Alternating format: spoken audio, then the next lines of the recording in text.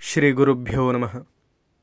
సదాశివసమారంభాం శంకరాచార్యమధ్యమాం అస్మదాచార్యపర్యంతాం వందే గురుపరంపరాం. పరమాచార్య స్వామి వారిని దర్శించుకోవాలని ఒక భక్తుడు వచ్చాడు.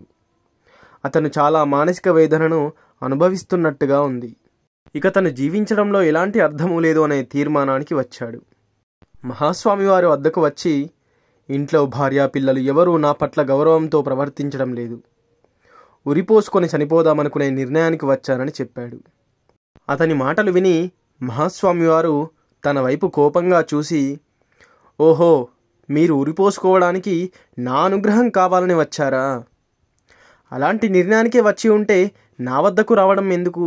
మీ స్నేహితుల వద్దకు వెళ్ళాల్సింది అని చెప్పారు మహాస్వామి.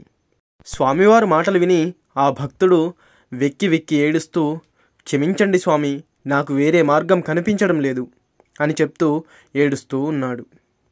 మహాస్వామివారు, నీ భార్యా పిల్లలు నీపై కోపంతో ఉన్నారంటే మీరేదో తప్పు చేశారని అర్థం. మద్యపానం, పరస్త్రీ వ్యామోహం, జూదం లాంటివి దురలవాట్లు మీకుంటే వాటిని వదిలించుకునే ప్రయత్నం చేయండి. మీరు ఆత్మహత్య చేసుకున్నంత మాత్రాన సమస్యలు పరిష్కరింపబడతాయా? పోలీసులు వచ్చి మీ భార్యా పిల్లల్ని 1,00,000 ప్రశ్నలు వేస్తారు.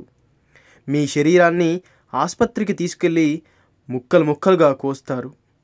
ఉరిపోసుకున్న ఇల్లు అంటూ మీ ఇంటికి ఎవరు రారు. మీ భార్యా పిల్లల్ని ఊరి జనం నోటికి వచ్చినట్టు తిడతారు. మీరు కూడా ఉరిపోసుకొని ప్రశాంతంగా ఉండగలరా? ప్రేతాత్మలాగా తిరగాలి. జీవితం అంటే కష్టాలు రాకుండా ఉంటాయా?